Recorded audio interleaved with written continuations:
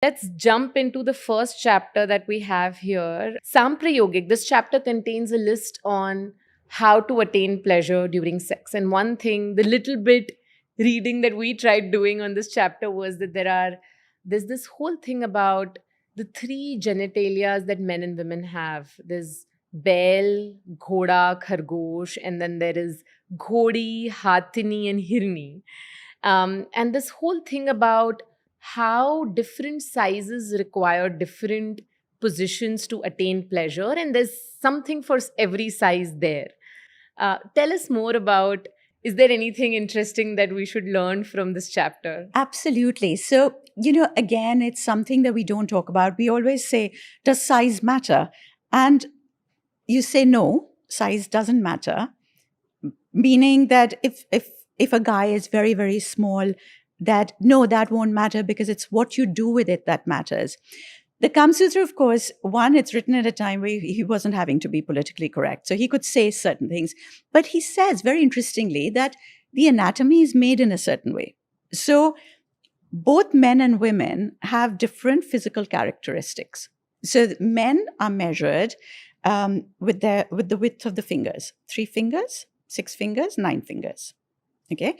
Women, he says, have different sizes of vagina, vulva, etc. But it's a more mobile organ, so it's difficult to measure it.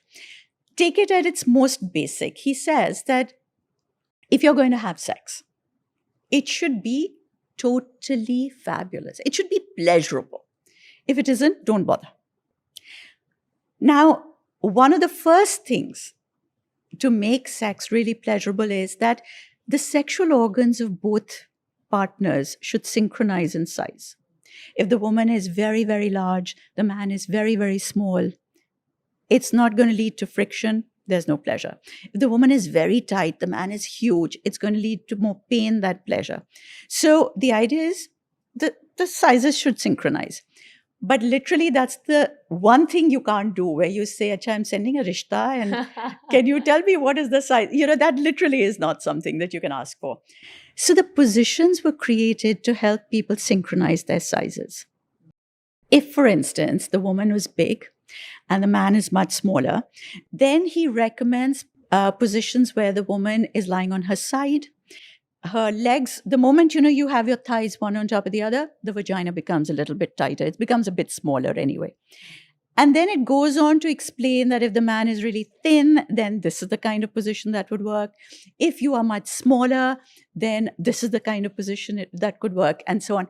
If you are very tight as the woman and the man is much larger, then the ideal positions are where the woman is on her back, legs wide open.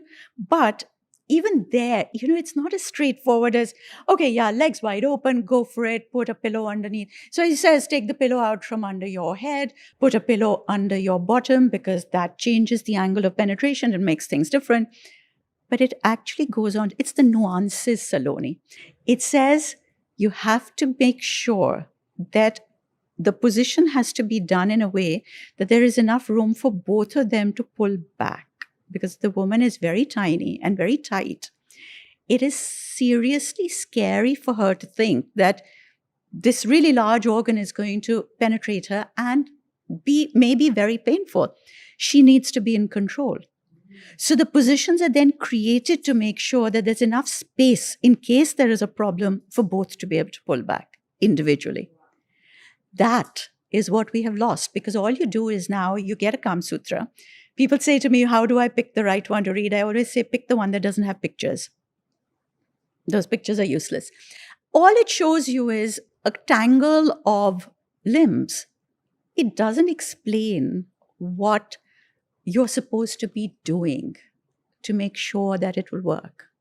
I definitely take this back from what I've heard, that Kama Sutra is more about the act of pleasure and seduction than the act of sex. Absolutely. It doesn't mention thrusting.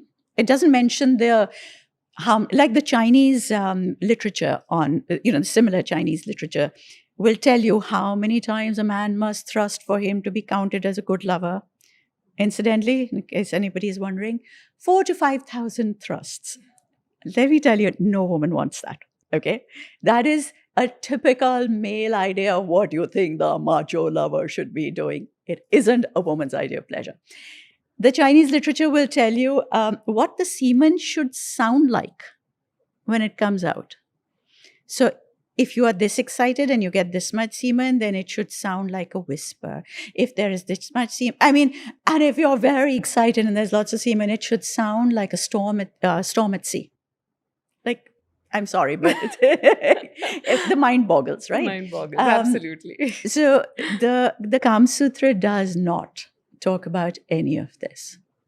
It literally says focus on pleasure. Sometimes it says, you could be doing this for hours, but that's okay. Okay, so let's spend more time and learn more from you and from Kama Sutra around the art of seduction.